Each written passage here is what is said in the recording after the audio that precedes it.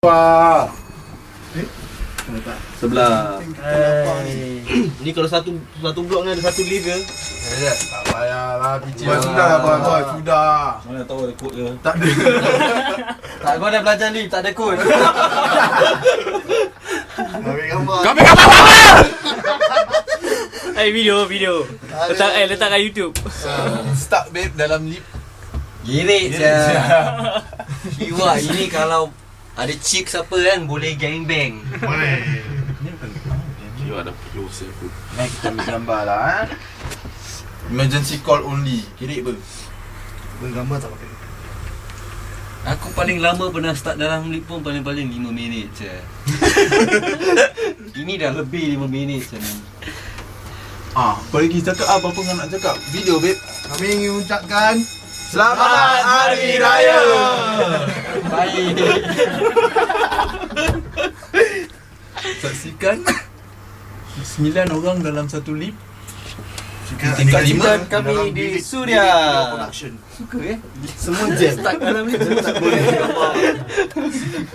Macam hobi apa korang ni? Boy. Nasib baik fan mesti. Dia dah nak terkincit. Dia tak. Nampak? Ni bapak pengantin ni. Macam lepas ni lift dulu lah. Aku sampah muka. Kita cangkung, kau ambil dari atas. Oh. Ni yang tengah Dah lah. Jangan lah. Tu cangkung lah. Cangkung. Cangkung. Boleh. Lepas tu Cik apa? Speed apa? Simpan. Speed apa nak keluar ni? Die hard tu. Mana kau tahu?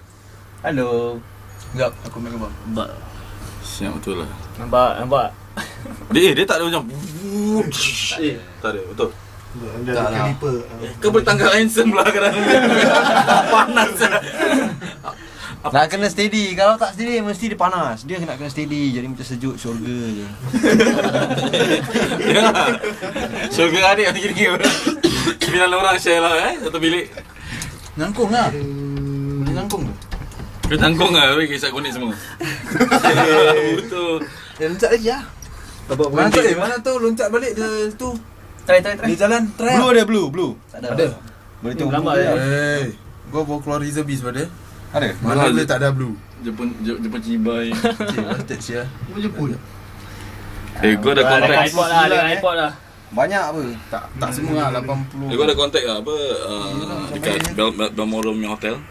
Lama. Berkicau-kicau. Korean or Japanese Inilah, girls habis, ya. at 120 for 2 hours. Melayu 120 for 2 hours. Mula Hotel T1 tak 2 Balmoral. hours $20.